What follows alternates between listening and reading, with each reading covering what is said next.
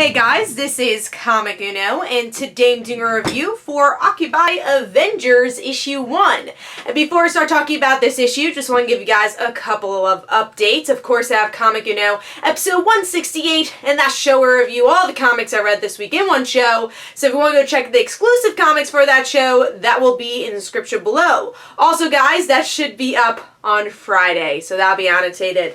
But let's start talking about Occupy Avengers issue 1, which is a book I kind of randomly got, I want to say. It was kind of this middle ground book. I wasn't excited for it. I wasn't not going to pick it up. It was just kind of this middle book. So let's see if this surprised me or not. Love this cover. I think it's great that we got Hawkeye in the middle, but then average people, showing what this book is actually about.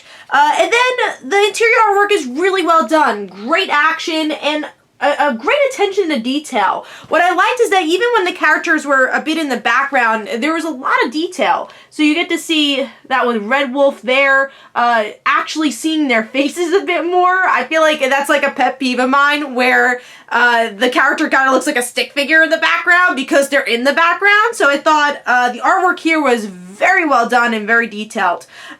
Same especially for the action scenes and the facial expressions.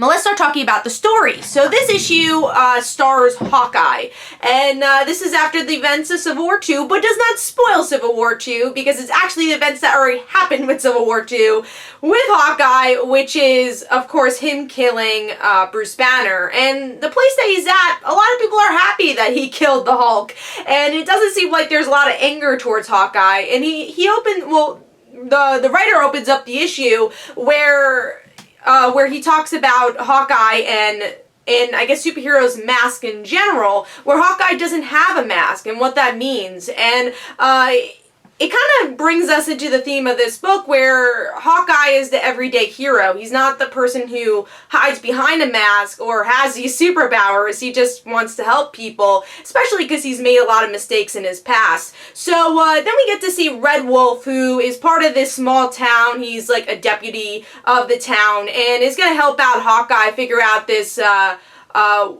water problem that the town's having, that the water has been poisoned by a certain group. This group attacks Hawkeye and Red Wolf. They try to defeat him.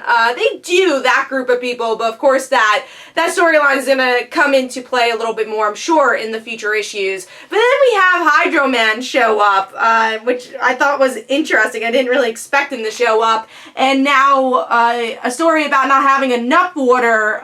We have Clint and Red Wolf drowning in water. So what did I think of the issue overall? I was really surprised with this book, which is interesting. If you want to go check out my Avengers review, that was the book I was really excited for, and I was disappointed with that one. And with Occupy Avengers, it's the book that I didn't really expect anything from, and it's the book I really enjoyed from the issue 1. Still have to read Unworthy Thor, but from the Avengers books, I really enjoyed Occupy Avengers.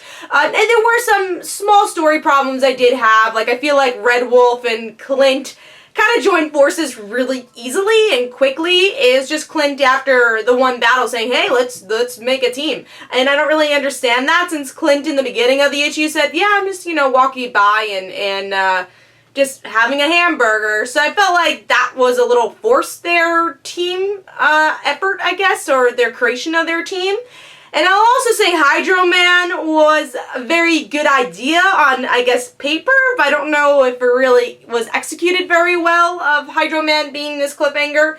But what I liked about this issue the most, like I said, artwork was really good. But I like that this book is different and it highlights Hawkeye being the everyday hero, but it's not in the shadow of Matt Fraction's run. Now, I know Matt Fraction's run was a couple of years ago, but I feel like Hawkeye's kind of been in the shadow of that. I think that's why the Jeff Lemire Hawkeye didn't do as well as I think people expected, because that just kind of kept being canceled, because you had the the relaunches canceled the book because it relaunched after. But then after the relaunch, I think it lasted like 5 issues and got canceled. So obviously I feel like Hawkeye was in the shadow of Matt Fraction's run because of that. But now with the events of Civil War II, he's, has a different story to tell. And here, it still keeps to the roots, though, of what made Matt Fraction's run so good was the simplicity of Hawkeye as a hero, that he is this average guy. But it doesn't feel like his run, which is fun. And I think it's because this writer does take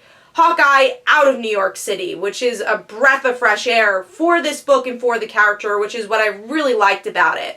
So overall, I think this book has so much potential. I really like the narration. That's what really grabbed me. That opener was really good. It falls a little bit apart once we meet the actual people that Hawkeye's fighting, but I liked the idea of what Hawkeye's fighting for, and that shows that the issues to come can be very, very good and very interesting, even if it wasn't executed perfectly in the first issue. So for me, I have a lot of faith for this series. Definitely hooked me for the next issue and to see where the series goes. So I gave Occupy Avengers issue 1 3.5 stars. Definitely pick it up and give it a try. So hopefully you guys enjoyed. This is Comic Uno. Don't forget to follow me on Twitter. Don't forget to like my Facebook page. Also, in the description below, there are links for my comic book, Like Father, Like Daughter. And don't forget to like the Facebook page of Like Father, Like Daughter. And I'll see you guys later.